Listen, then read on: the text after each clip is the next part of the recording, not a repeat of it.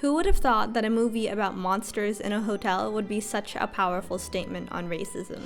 Welcome to Hotel Transylvania! Real quick, I make content on all different types of movies. Subscribe so you don't miss out. Hotel Transylvania is set in a resort Count Dracula created in order to give monsters a place to stay safe from humans.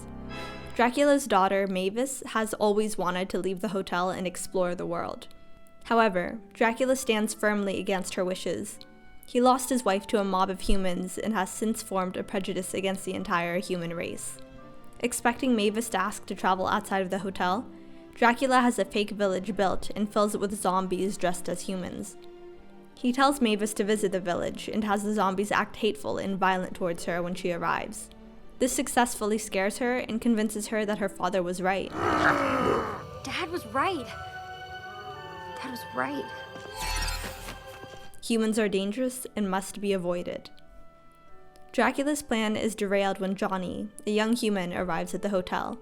Unable to dispose of Johnny before he's seen by Mavis and the other hotel guests, Dracula dresses Johnny up as a monster to avoid alerting everyone of a human inside the castle walls. Mavis quickly grows fond of Johnny, which panics Dracula. His fierce intention in keeping them separated reminded me of one thing: racial discrimination. Are these monsters gonna kill me? Not as long as they think you're a monster. Huh? That's kind of racist. We'll talk later. In the world of Hotel Transylvania, monsters and humans don't mix due to their fear of one another. Dracula has used his bad encounter with humans to form a generalization of the human race. And though it's entirely understandable for trauma to cause you to be extremely defensive, it's also not right to let events of the past dictate how you treat other people in the future.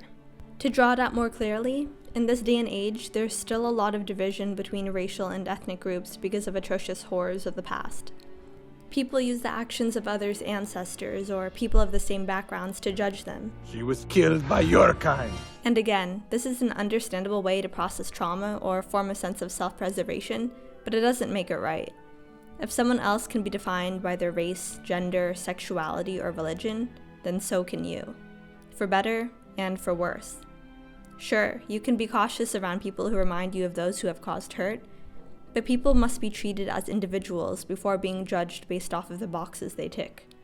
Those who are and aren't part of marginalized groups have an issue with this. If the world was different, maybe it would be possible. Drac, this is the 21st century. People aren't the same as they were back then. Not all Arabs are terrorists, not all black people are criminals, and not all white people are racist.